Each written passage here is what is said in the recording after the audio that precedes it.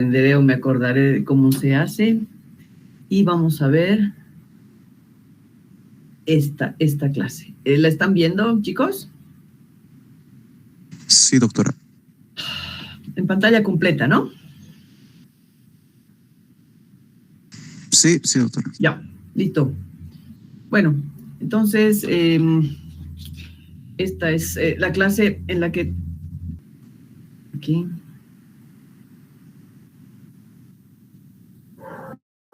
¿Y ahora, chicos? Sí, doctora. Sí, doctora. Ya.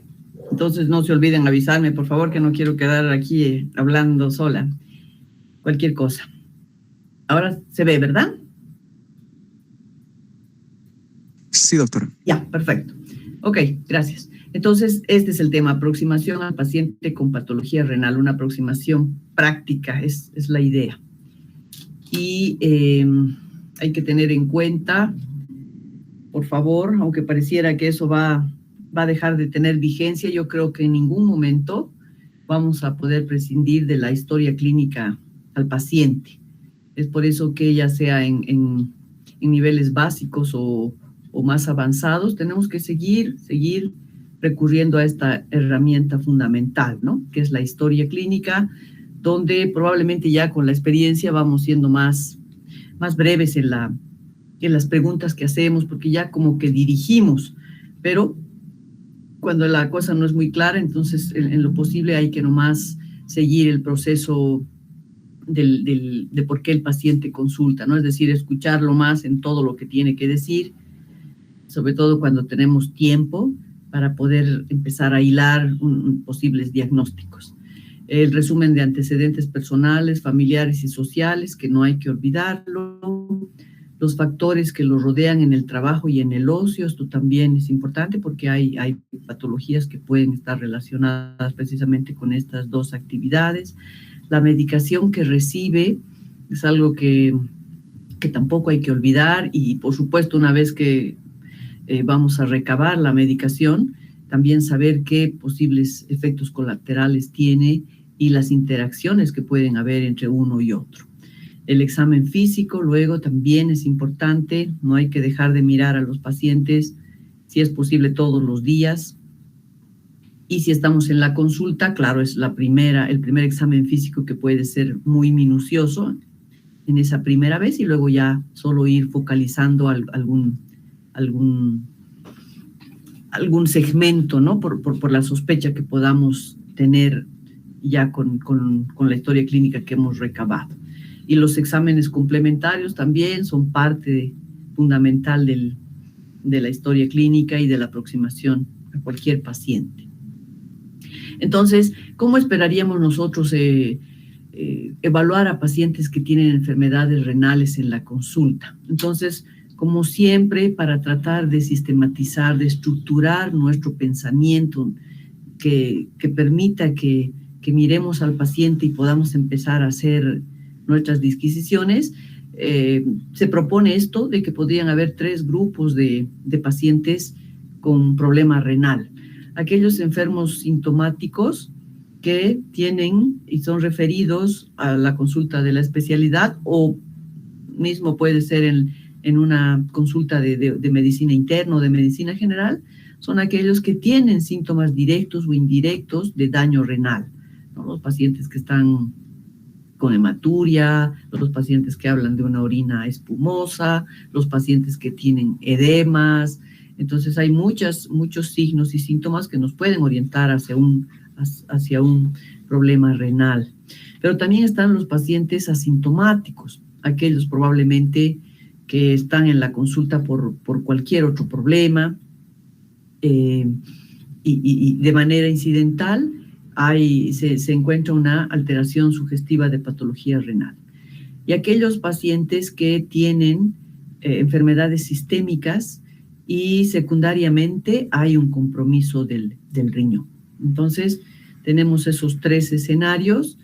Creo que los pacientes asintomáticos probablemente esto se vea más en la consulta de segundo nivel, de primer nivel, ¿no? Nosotros ya como especialistas, aunque sean referencias que no tienen mucha mucha razón de ser, por lo menos nos los envían con algún síntoma que está relacionado con el problema renal o con alguna alteración sintomática que sabemos que puede comprometer al riñón. Entonces, los enfermos sintomáticos, ¿qué tipo de problemas pueden tener? Como ya les había comentado algunos, pero aquí están otros. Puede venir con un dolor, que muchos de los pacientes, como han podido ver en la consulta, apenas les duele la espalda. Para ellos y para los médicos en general de segundo y primer nivel, el origen es renal. Entonces, cuando le duele la espalda, muchas veces no piensan gran cosa, inmediatamente hacen una relación con el riñón. También pueden haber trastornos en la micción, el paciente que esté con molestias para orinar, que esté orinando frecuentemente. Hemos dicho que hay cambios en el aspecto o volumen de la orina, que el paciente esté orinando rojo o que tenga esa orina espumosa que les había dicho. Entonces ahí no es tan difícil que incluso los pacientes que no tienen mucha idea relacionen estos síntomas y signos con un problema renal. Y existen otros síntomas generales, como el edema que habíamos comentado, o el paciente hipertenso, o aquel paciente ya en un laboratorio, o que se lo vea muy pálido, que tenga anemia, o que tenga problemas cardíacos y digestivos, son algunos que pueden indirectamente relacionarse con un problema renal, aunque por supuesto hay otros órganos implicados, pero el riñón también está presente en el pensamiento de personas que tienen este tipo de síntomas. Y bueno, entonces, luego de hacer la anamnesis exhaustiva, también tendríamos que hacer una exploración física minuciosa. Hay que mirarlo al paciente, ya con la experiencia uno va ganando ese ojo clínico en el que solo al ver un enfermo renal ya sabemos que el paciente está en un problema, ¿no? Y que es un paciente renal crónico, o en los pacientes diabéticos también es bastante característica su facies, su fenotipo, el estado nutricional, ver si es un paciente obeso o no, los signos vitales, la exploración, ni qué decir, cardiopulmonar, abdominal, extremidades. Y en la exploración física es recomendable señalar los datos patológicos, pero también los normales. Eso quiere decir, por ejemplo, no se descubre datos de derrame pleural o no hay datos de ascitis. Entonces, a veces los datos negativos también nos orientan y nos ayudan a luego ir perfilando el diagnóstico. Y una vez que hemos hecho la anamnesis, hemos hecho el examen físico, hemos solicitado unos laboratorios y tenemos todo en nuestro escritorio, en nuestra tablet o en nuestra computadora, entonces lo que nos toca es algo que es muy difícil de llevar adelante, y los alumnos que rotan en el Hospital Clínico Viedma, no sé si se han podido percatar, son pocos los servicios, las especialidades que se animan a dar un diagnóstico. En general lo que hacen es dejar todo un discurso, ¿no?, más explicativo o más tipo redacción de los problemas que tiene el paciente. Pero a la hora de afinar con un diagnóstico, de jugarse con un diagnóstico, ahí son pocos los que lo hacen. Por supuesto que en emergencias, donde tenemos gran cantidad de residentes, ellos sí se explayan en poner los diagnósticos, y también vemos una playa de ellos, que es una mezcla que a veces confunde entre varios tipos de diagnósticos, y que tal vez de inicio, cuando no sabemos qué tiene el paciente, nos va a venir bien, pero que luego ya tenemos que ir agrupando y tenemos que irle dando un orden de importancia y todo esto. Por eso es que hablamos del diagnóstico clínico, ¿no? El diagnóstico clínico que se basa en estos estudios que hemos hecho al paciente y los exámenes complementarios. Entonces, el diagnóstico clínico es identificar una posible enfermedad, resumiendo el caso y priorizando síntomas y signos. Entonces, ahí está, hay que priorizar síntomas y signos para llegar a un diagnóstico. Entonces, si en principio el caso es un poco complejo, no tenemos clara la idea de lo que puede estar pasando con el paciente, por supuesto que se puede emitir un diagnóstico sintomático. Estamos hablando de, por ejemplo, una anemia, ¿no? Podemos hablar incluso de un derrame pleural como un diagnóstico sintomático, que es muy general, que no tiene todavía ninguna fuente de origen, pero si la cosa no está clara para nosotros, entonces el diagnóstico sintomático es válido. Y eso está reflejado en muchas de las historias clínicas, sobre todo de emergencia. También es importante el diagnóstico sindrómico. Ahí ya vamos a ir uniendo, vamos a ir hilando mejor las cosas para poder ya agrupar los síntomas y signos en otro diagnóstico que se llama sindrómico, ¿no? Entonces, por ejemplo, lo que es el síndrome urémico, el paciente que tiene anemia, el paciente que está con edemas, el paciente que está pálido, que está con dificultad respiratoria y vemos por ahí una creatinina elevada, entonces ya nos podría tal vez dejar pensar que tiene un daño renal, ¿no? Una enfermedad renal crónica o una injuria renal.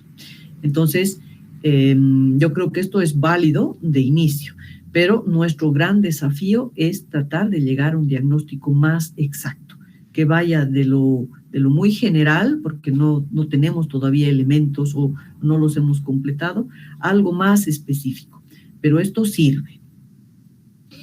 Entonces, yo creo que acá lo importante es también pensar que hay otro tipo de diagnósticos y si bien es cierto que los que hemos dicho son válidos y los podemos ir complementando, la idea sería que los vayamos integrando y que nos quedemos con los diagnósticos principales.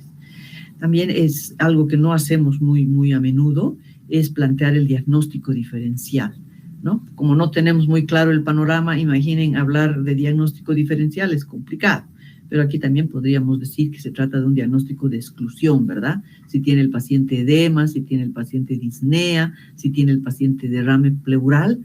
Entonces, ¿cuáles son las posibles causas? Ahí tenemos un problema cardíaco, un problema renal, un problema pulmonar. Entonces, ya vamos agrupando y podemos ir diciendo, bueno, parece ser renal por esto, pero no cardíaco porque no tiene esto. Entonces, ahí yo creo que, sin que lo nombremos específicamente, pero hay un juego de buscar un diagnóstico diferencial. Un detalle para mí muy importante es tratar de llegar siempre a la causa. Entonces, tenemos, por ejemplo, un paciente con todo lo que supone manifestaciones de un daño renal crónico, entonces tiene una enfermedad renal crónica. Pero ese es un diagnóstico general, es un diagnóstico como el nombre de una persona que lo que necesita es el apellido. Y el apellido es la etiología. Sí, tiene una enfermedad renal crónica, pero porque es diabético, porque tiene una neuropatía obstructiva, porque tiene hipertensión, ¿no? Entonces, el diagnóstico etiológico es muy importante y en el que toman protagonismo el agente, el huésped y el ambiente. Y el diagnóstico nosológico, que no lo he visto como tal, pero también miren que es interesante porque habla de la clasificación de las enfermedades de acuerdo a su etiología, patología clínica y presentación. Yo creo que aquí no veo mucha diferencia con el diagnóstico etiológico, porque bueno, nosotros llegamos a un diagnóstico etiológico considerando, bueno, la patología clínica, la presentación. Entonces, para mí eso sería importante, tratar de ir a un diagnóstico sintomático, luego ir afinando si se puede pasar a un diagnóstico sindrómico, no dejar de hacer un diagnóstico diferencial para llegar a un diagnóstico etiológico y bueno, que puede ser muy semejante al diagnóstico etiológico, aunque aquí le suman la patología clínica y la presentación. Entonces, en el área renal, ¿cómo establecemos los diagnósticos? ¿Quién nos dice cuál es un verdadero diagnóstico, ese que tenga peso? Bueno, tendríamos que manejar más frecuentemente esta revisión, ¿no? Que estos diagnósticos estandarizados a nivel mundial, que son los del CIE-10, y que nosotros, bueno, los tenemos, porque además como respondemos ya a un seguro de salud, nos solicitan que hagamos este tipo de diagnósticos. A veces en una primera aproximación no siempre los ponemos y estos diagnósticos tampoco son muy representativos en algunos casos, pero hay que tenerlos en cuenta, ¿no? Si estamos hablando de la parte renal, entonces tenemos un síndrome nefrítico agudo, por ejemplo, tendremos una glomerulonefritis rápidamente progresiva, hablamos de una hematuria, hablamos de un síndrome nefrótico, entonces aquí estamos hablando de diagnósticos sindrómicos, ¿no? Y luego también podemos hablar de todas las enfermedades túbulo-intersticiales. Entonces, tener en mente este CIE-10 tal vez nos puede ayudar también a ir aterrizando en el diagnóstico que queremos que figure en la historia para que así oriente nuestro tratamiento. Lo mismo si seguimos viendo acá, hablamos de insuficiencia renal aguda, por ejemplo, ese germen de insuficiencia, ese diagnóstico de insuficiencia renal aguda ya ha quedado un poco obsoleto, porque ya vamos a ver en la clase de daño renal agudo que ya no se habla de insuficiencia renal aguda, sino de injuria o lesión. Entonces, esto también habría que ir actualizando. Exactamente no sé de quién depende, pero habría que irlo haciendo. Y bueno, ni qué decir de las litiasis, de otros trastornos del riñón. Aquí como que han metido en una sola bolsa lo que es renal y el problema urológico, ¿no? Que sabemos que están relacionados, pero no son lo mismo. Muy bien. Entonces, ya que tenemos más o menos la idea y que obviamente la sabemos, solamente les estoy recordando de cómo hacemos nuestra aproximación al paciente y cómo tenemos que tratar de llegar a un diagnóstico. Hay que tratar de llegar a un diagnóstico. Entonces, vemos el enfoque práctico de principales hallazgos sugerentes de patología renal. Y habíamos hablado de la hematuria, ¿no? La hematuria puede ser un motivo de consulta relativamente frecuente, aunque se acompaña de otras cosas, pero puede el paciente venir diciendo que ha notado que la orina está roja. Y lo importante es recordar, como ya lo hemos visto en laboratorio, que la hematuria es la excreción de hematíes más allá de 1 o 3 por campo. Si están más los glóbulos rojos, no importa la cantidad, entonces ya hablamos de una hematuria.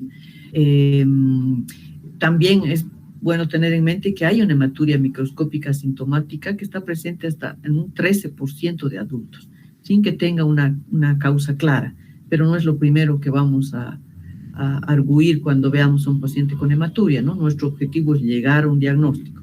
Si no encontramos nada, entonces probablemente podría quedar con un diagnóstico así un poco ambiguo.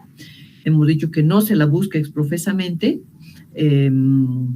pero ahí está. Y cuando hay un paciente que es valorado en un centro de salud para un chequeo, el pedir un examen de orina es parte rutinaria. Entonces, no se la busca exprofesamente, pero nos la podemos encontrar en un examen rutinario. Puede ser signo de enfermedad renal y no hay que ignorarla, sobre todo de acuerdo a la edad, ¿no? Si se presentan pacientes, sobre todo mayores, de 35 años, entonces es muy probable que tenga que ver con algún tipo de patología y no sea tan benévola como hemos comentado. En la anamnesis, entonces, cuando estamos con ese paciente que viene y dice que ha notado que su orina está roja o que nos lo mandan a la valoración de la especialidad porque le han hecho un examen de orina, hay que tomar en cuenta para plantear ya posibilidades diagnósticas la edad del paciente. Cuando tiene más de 50 años es muy probable que tenemos que pensar en que el paciente puede tener un daño tipo tumoral, ¿no? Ya sea de la vejiga, del tracto urinario, del riñón. En las mujeres también hay que tomar en cuenta que puede presentarse en la ITU o en la endometriosis, ¿no? Con ese sangrado que se presenta cuando la paciente tiene la menstruación coincidente. En varones, ni qué decir, la hiperplasia prostática, que es una de las causas no solo de hematuria, sino de injuria renal aguda muy común en nuestro medio. Antecedentes familiares, saber si hay personas que en la familia tienen también un daño renal crónico, porque hay enfermedades hereditarias. La litiasis también tiene un componente hereditario, la litiasis renal, entonces hay que investigar. Y aquí, si ponemos para aterrizar concretamente en algunos datos, paciente que tiene hematuria familiar y un familiar con RC o sordera, por ejemplo, puede tener un una poliquistosis autosómica dominante, que es una enfermedad no muy común en nuestro medio, pero que de vez en cuando se ve, o puede tener una enfermedad de Alport o enfermedad de la membrana basal. Entonces, no hay que despreciar los antecedentes familiares.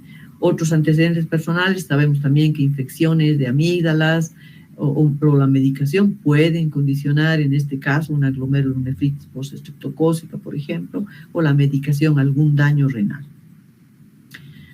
En la anamnesis también es importante, cuando estamos frente a un paciente con hematuria, hay que preguntarle si esta se ha presentado después de un ejercicio intenso o luego de un deporte de contacto, porque por supuesto que hay una hematuria transitoria que se puede dar debido a este esfuerzo físico grande, pero sin ser necesariamente patológica. También es importante ver si el paciente no ha estado de viaje, porque hay enfermedades propias de cada región que pueden condicionar hematuria. En nuestro medio es muy común la tuberculosis renal. La hematuria en trastornos de la coagulación también se puede dar junto con otros sangrados, y entonces por eso la medicación que está recibiendo es importante. El antecedente de consumo de tabaco dobla o cuadriplica el riesgo de cáncer de vejiga, entonces también son datos que hay que tomar y tratar de rescatar. La exposición a colorantes, la anilina también puede producir cáncer, ¿no? Como los quimioterápicos o la radioterapia. Entonces son cosas que algunas veces no las preguntamos, pero tendríamos que irlas recordando, sobre todo de acuerdo al tipo de paciente que manejamos. Y las causas de hematuria, pues sabemos que son muchísimas. Ya hemos hablado de una hematuria glomerular y de una hematuria del tracto urinario. Entonces, por aquí tenemos, empezando por abajo, todo lo que tenga que ver con la próstata, los cánceres, los eventos traumáticos, las uretritis, los divertículos, todo puede ser causa de hematuria, pero ahí ya vamos a tener que hacer el ejercicio, como hemos visto, de discriminar entre una hematuria de glomerular o del tracto urinario. También en la vejiga no es infrecuente, ya hemos visto varios casos en el hospital de cáncer de vejiga que produce una hematuria macroscópica, pero impresionante.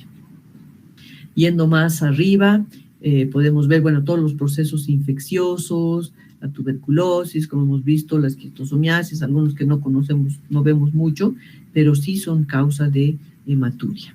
A nivel de los uréteres también pueden haber, sobre todo, neoplasias no he visto tanto, como la presencia de cálculos, ¿no? De litiasis que empieza a descender y entonces obviamente daña la mucosa del uréter y puede producir hematuria. Y a nivel renal, bueno, a nivel renal macroscópico pueden haber los tumores que producen hematuria, pero también está la hematuria que daña aquella unidad estructural, ¿no? Funcional de los riñones, que son los glomérulos. Entonces estamos frente a las hematurias glomerulares. En el examen físico, bueno, ya lo sabemos también, hay que controlar la presión arterial, hay que ver la volemia, hay que ver signos que acompañen a esta hematuria, ¿no? Hay algunos síndromes, ¿verdad?, que pueden señalar lo que es una litiasis renal, lo que es el tumor renal, el dolor de espalda, la hematuria. Entonces, eso tenemos que ir recordando lo que hemos visto en tercer año, o el soplo en flanco, que nos puede hablar de un problema vascular, ¿no? Nunca hay que dejar de revisar el globo vesical en los pacientes, sobre todo varones, o en las mujeres con las que hay sospecha de cáncer cérvico-uterino. Entonces, en el examen físico también tenemos que ir buscando y teniendo en mente las posibles causas de hematuria. En las pruebas de laboratorio, por supuesto que tiene que venir el examen de orina, la tira reactiva, que ya lo hemos visto en la anterior clase, la diferenciación entre hematuria glomerular urotelial, que también lo hemos visto, y aquí probablemente va a tener que venir la centrifugación cuando tenemos duda de que sea una mioglobinuria o una hemoglobinuria. Entonces, todo lo que hemos visto, como les voy diciendo siempre, se va sumando, ¿no? Todo va sumando para enriquecer nuestro arsenal diagnóstico. Las pruebas de imagen, por supuesto que siempre vamos a echar mano de la ultrasonografía renal, que era la clase que teníamos que dar ayer, para ver cuáles son rápidamente y de manera práctica y sencilla, ver si hay algún problema tipo piedras, tipo tumores que sean muy evidentes, pues al tiro van a saltar en la ultrasonografía. La tomografía, si es que la ultrasonografía no aporta gran cosa, recurrimos a la tomografía, a la resonancia y por supuesto a la cistoscopía, que ya es un estudio en el que los urólogos nos colaboran. Entonces, este es un enfoque muy sencillo, pero por lo menos quisiera que quede. Por supuesto que hay algoritmos mucho más complejos, pero este me parece que es el que nos sirve de base para poder enfocar a un paciente con hematuria, ¿no? Es decir, hematuria es aquel que tiene glóbulos rojos en orina. Si estos glóbulos rojos en orina, después de que hemos hecho la discriminación, ¿verdad? Aquí arriba podríamos ver si es discriminación glomerular o es urotelial, pero si estamos hablando básicamente, bueno, de los glóbulos rojos, si estos son glóbulos rojos dismórficos, es decir, que vienen del glomérulo y además el paciente tiene proteinuria o cilindros hemáticos, entonces esta es una buena indicación importante de una biopsia renal. Si el paciente no tiene solamente glóbulos rojos en orina, pero no se acompaña de proteinuria o cilindros, entonces, si tenemos una ecografía renal normal, que por supuesto la vamos a pedir, si la tenemos normal, entonces hay que fijarnos un poco la edad, hemos dicho, ¿no? La edad 35, 40 años. Si este paciente con ecografía normal tiene más de 40 años, entonces es posible que si tiene sangre, entonces pueda tener algún problema a nivel urinario, ¿no? Entonces va a ser importante, y más si es varón, va a ser importante hacerle una cistoscopía o realizar un angiotac. Si el paciente no tiene una ecografía normal, es decir, vemos alguna anomalía, vemos una hidronefrosis, vemos como que hay un stop o se ve el uréter dilatado, que normalmente no se debe ver, entonces siempre es importante cuando hablamos de morfología, de anatomía, entonces una evaluación urológica, ¿no? Porque ellos van a manejar esa parte de alteraciones en todo el tracto urinario. Si esta evaluación urológica, por supuesto, nos va a facilitar que le hagan la cistoscopía, ¿no? O la angiotac, aunque no es privativa de la angiotac la valoración urológica. Si esta resulta normal, entonces probablemente tengamos que hacer una evaluación metabólica y una observación para pensar que el paciente puede tener algún tipo de litiasis, por ejemplo, ¿no? La evaluación metabólica nos permite definir si hay causas de litiasis. Y si no tenemos nada claro y el paciente sobre todo tiene una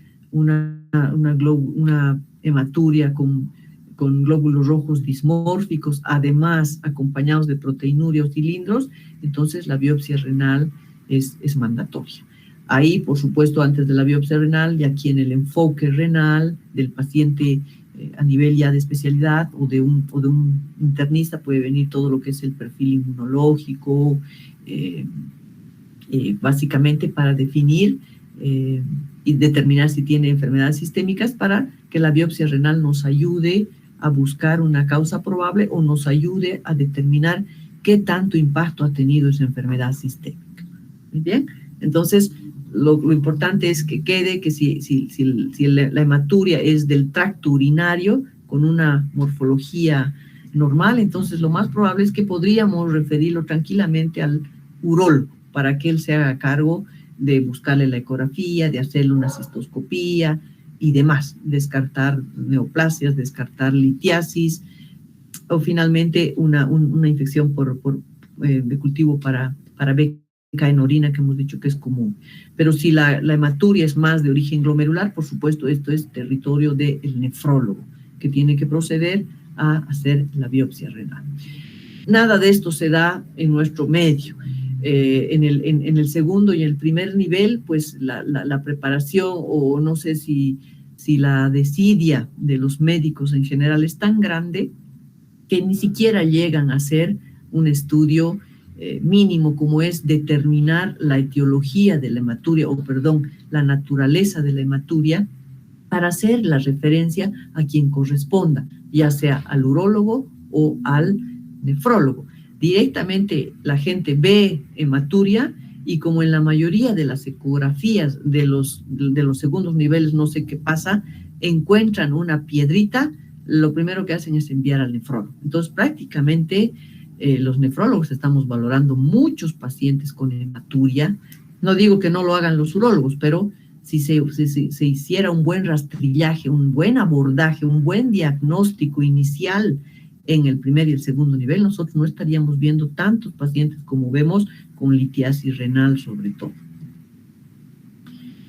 Muy bien, y aquí no se ve muy bien, pero esta es otra manera de enfocar la hematuria, donde lo más importante es saber si el paciente está con una orina que no es normal, una orina roja o color café. Entonces hay que ver si es que tiene o no tiene glóbulos rojos, ¿no?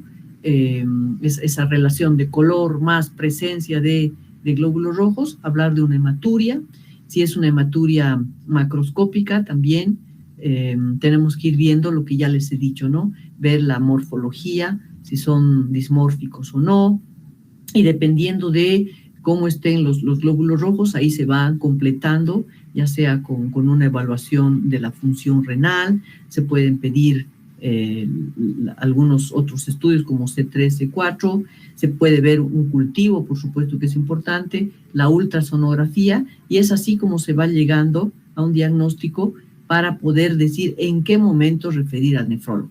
Todo este ejercicio, que es relativamente sencillo, no se da en el trabajo de hacerlo en el segundo nivel ni en el primer nivel, y eso nos apena mucho porque sobrecarga al Hospital Viedma con pacientes que podrían haber sido muy bien evaluados y luego recién referidos si el tema era mucho más preocupante o ya escapa de su especialidad. Pero nosotros tenemos que hacer todo este trabajo que no hacen ni en primero ni en segundo nivel.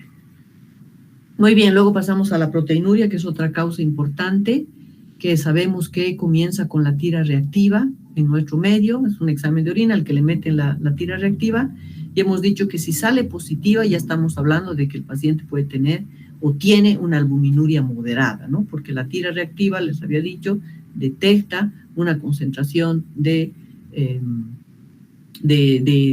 proteínas entre 30 y 300, y ahí estamos hablando de una proteinuria moderada.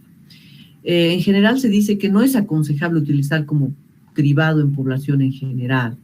Uno está tentado de decir, bueno, veremos quién tiene albuminuria para luego estudiarlo, pero pues el costo-beneficio es un poco discutible, así que seguramente solo cuando van a una consulta por algún motivo en especial se le toma el examen en orina, ¿no? Pero sí lo que se recomienda es hacer la pesquisa de la microalbuminuria, que antes se conocía así a la albuminuria de moderada cantidad, en poblaciones de alto riesgo, ¿no? Estamos hablando de diabéticos, hipertensos, entonces a ellos hay que hacerles y eso es recomendable. Pero una persona joven que no tiene mayor problema, entonces a lo mejor hacerle una albuminuria no representa no es de gran utilidad.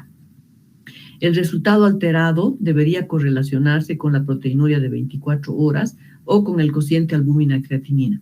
Hemos hablado también de esto, que el estándar previamente era la proteinuria de 24 horas, pero por todo el problema que supone el recolectar, la orina está ahora muy en boga, el cociente albúmina-creatinina, que hemos dicho que tiene una muy buena correlación con una proteinuria de 24 horas bien tomada, y entonces nos ahorra todo el problema de recolectar la orina y hacerlo de manera incompleta, porque aquí esto se toma solamente en una orina casual. También aquí se recomienda que habría que medir la creatininuria para corroborar la precisión de la recolección. Esto es para la proteinuria de 24 horas, porque en la albuminuria naturalmente la relación se hace con la creatinina, así que siempre se la mide. Bueno, las fluctuaciones en la excreción de proteinuria se pueden dar. Hay una proteinuria transitoria que es más frecuente en las mujeres, también puede presentarse en un fenómeno de fiebre o cuando hay ejercicio o infección urinaria. Entonces hay también una proteinuria transitoria que hay que saberla identificar, y por ello no nos podemos quedar muy tranquilos con un solo examen que nos salga algo raro. Hay que tratar de repetirlo y confirmarlo si es que es persistente con otro estudio como es la albuminuria. También es reconocida la proteinuria ortostática, que se debe a una excreción de proteínas en posición de pie. Es común en gente joven, en un porcentaje no muy alto, y aquí lo que se recomienda es hacer la colección de orina en reposo y en actividad, ¿no? Para precisamente no se reproduzca cuando está en reposo. Se habla de que es una condición benigna. Entonces, en algún momento hay que pensar eso también y tratar de hacer esto, aunque nunca lo he hecho, pero en fin, si tenemos alguna sospecha por cualquier detalle que es ortostática, habría que hacer esta recolección acostado y de pie. En cambio, la proteinuria persistente es la que nos preocupa, ¿no? Aquella que le hemos hecho 1, 2 y hasta 3 exámenes de orina, por ejemplo, con una tira en la que nos sale positivo. Entonces ahí vamos a aclarar y vamos a buscar mayor precisión con una albuminuria o con una orina de 24 horas, porque esto refleja un daño renal primario o sistémico y puede requerir la evaluación por especialidad. La proteinuria es diferente que la hematuria, ¿no? En la hematuria hay más cosas que hacer. En la proteinuria, bueno, si es persistente, si han seguido las 3 tomas de muestras con un intervalo de unos 20 días por ahí y persiste, entonces sí, probablemente eso ya es para que refieran. Ahí vamos a necesitar exámenes complementarios y, por supuesto, una gran opción, una gran posibilidad es que estos pacientes con proteinuria vayan a la biopsia renal. Y este es el enfoque diagnóstico, entonces, también muy simplificado, pero ustedes pueden encontrar muchos algoritmos. Solo quiero que quede la idea principal, ¿no? Si hemos hablado de que hay un test repetido, como les había dicho, miren que es una posibilidad la proteinuria ortostática, y si pensamos en ella y tiene una proteinuria ortostática, hemos comentado que es una condición benigna. Entonces, tampoco es que digamos no pasa nada, la podemos reevaluar periódicamente, cada año, cada 2 años, eso hay que ir viendo. Pero si la proteinuria no es ortostática, es importante cuantificarla. Tenemos la tira reactiva que nos habla entre 30 y 300, pero lo que tenemos que hacer es cuantificarla. Y para ello es importante ver la cantidad, ¿no? Si es más de 3 gramos o menos de 3 gramos. Sabemos que si no es más de 3 gramos, no estamos frente a un posible cuadro de 3.5 de una proteinuria dentro del marco de un síndrome nefrótico, ¿verdad? Que vamos a tener un daño de la membrana basal. Entonces ahí lo que podríamos fijarnos a pedirle es una inmunoelectroforesis en orina, porque así también vamos a discriminar si estamos hablando de una proteinuria glomerular, de una proteinuria tubular. Entonces, si en esta inmunoelectroforesis en orina predomina la albúmina, entonces muy seguramente estamos frente a una enfermedad glomerular y aquí tenemos que plantear la biopsia renal. Pero si no predomina la albúmina en la inmunoelectroforesis, entonces podemos pensar en otro tipo de proteínas que son las tubulares y son las que se presentan, por ejemplo, como cadenas ligeras. Y acá categóricamente tenemos que pensar en que puede tener enfermedad de cadenas livianas, y una de las más comunes es el mieloma. Si las cadenas ligeras no son monoclonales, porque normalmente el mieloma es monoclonal, sino más bien son cadenas ligeras, pero con un perfil heterogéneo policlonal, entonces podríamos pensar que se trata de una enfermedad tubulointersticial. Entonces, esa es la evaluación de la proteinuria, tener muy en cuenta que si es con una concentración X, y que nos hace pensar que hay un daño en la membrana basal glomerular, tiene que ir casi seguro a la biopsia renal. Pero si no podemos identificar que sea albúmina, sino que puede tratarse de otro tipo de de proteínas, entonces la inmunoelectroforesis, miren que es muy útil pedirla. A veces yo reconozco que incluso me olvido de pedir esta inmunoelectroforesis solo cuando tengo una fuerte sospecha de un mieloma, pero está dentro del algoritmo diagnóstico si vemos que no es una proteinuria en rango nefrótico. Muy bien, y aquí también es más o menos lo mismo, ya solamente estamos enfocándonos al síndrome nefrótico como tal, es decir, la proteinuria como un síntoma que integra el síndrome nefrótico, ¿verdad? Que ustedes saben cuál es el síndrome nefrótico, cuáles son las otras características, que son la proteinuria mayor a 3 o 3.5, la hipoalbuminemia, la hiperlipidemia y también el colesterol elevado. Entonces acá hacen una separación entre lo que es la primaria y la secundaria. En la primaria, cuando tenemos un síndrome nefrótico de probable causa primaria, entonces nuestras opciones diagnósticas son la nefropatía membranosa o la de cambios mínimos, que ustedes seguramente van a ver ahora en glomerulopatías. Y las tres que se presentan como probables causas son la membranosa, la de cambios mínimos, más frecuente en niños, o la glomerulosclerosis focal y segmentaria. En cambio, cuando pensamos en un síndrome nefrótico de causas secundarias, entonces es también verdad que tenemos este patrón histológico que es la glomerulosclerosis focal y segmentaria, pero por otras causas, ¿no? Ya sea por hiperfiltración, por diabetes mellitus, por hipertensión, ¿no? También está la de mínimos cambios, pero por otras causas. Entonces, lo que seguramente ustedes van a ver que hay algunos patrones histológicos que no necesariamente son enfermedades como tales, sino son patrones histológicos que responden a diferentes causas, ya sea en el ámbito primario o en el ámbito secundario. Entonces, eso lo van a ver seguramente con el doctor Patiño. Muy bien, entonces para finalizar, estamos hablando de la aproximación del paciente con patología renal. Entonces, algo que es muy típico y que yo casi siempre trato de buscar en el paciente sintomático es este diagnóstico sindrómico, ¿no? Que es ya sea el síndrome nefrítico o el síndrome nefrótico.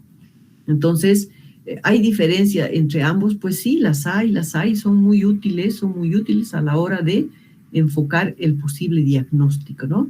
El síndrome nefrítico se caracteriza básicamente por la hematuria, por hipertensión arterial, por edema, que no es tanto el edema parecido al del síndrome nefrótico, que es más de piernas, que es más blando y enorme. En cambio, este es un edema que puede llegar incluso a ser facial, ¿no? Es más bien facial, de los ojos que amanecen hinchados. Puede haber oliguria. La proteinuria es moderada, es decir, que es menos de 3 gramos. Y este síndrome nefrítico normalmente puede presentarse y rápidamente con un daño renal. Entonces, todo lo que es nefrítico habla de inflamación, nos habla de una evolución más bien rápida, de un inicio agudo, ¿no? En cambio, el síndrome nefrótico, que nos habla de la lesión de la membrana basal, que la hemos visto también, que tiene sus 4 características, es un paciente que puede no tener falla renal en principio, y su inicio es insidioso. Entonces, ahí está la diferencia entre el nefrítico y el nefrótico. Y si le queremos poner el toque histológico para poder recordar esto de nefrítico, nefritis de inflamación, entonces es porque hay precisamente un compromiso inflamatorio. ¿Y qué quiere decir eso? Que hay una infiltración de neutrófilos y macrófagos cuando se produce el daño, y las células blanco son más bien el endotelio o el mesanquio. Hay una proliferación celular con formación de inmunocomplejos e incluso de esas medialunas que nos señalan una elevada actividad de esa interacción antígeno-anticuerpo. En cambio, el síndrome nefrótico tiene más que ver con una alteración en la permeabilidad glomerular.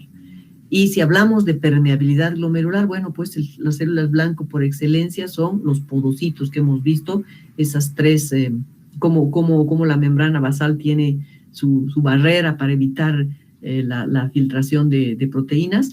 Entonces, la diferencia es esta, ¿no? Aquí se ve con alteración de permeabilidad, hay factores de permeabilidad. No se habla de tanta inflamación, no quiero decir que no existe, pero no se habla de este componente más de reacción antígeno, anticuerpo, con infiltración de neutrófilos, más bien es tu problema de barrera de filtración. Listo. Entonces, esa es la aproximación a al paciente con patología renal, que espero que les sirva. No sé cómo quitar ahora esto. Ya. Muy bien. Miren, son las... ahorita los veo. Son las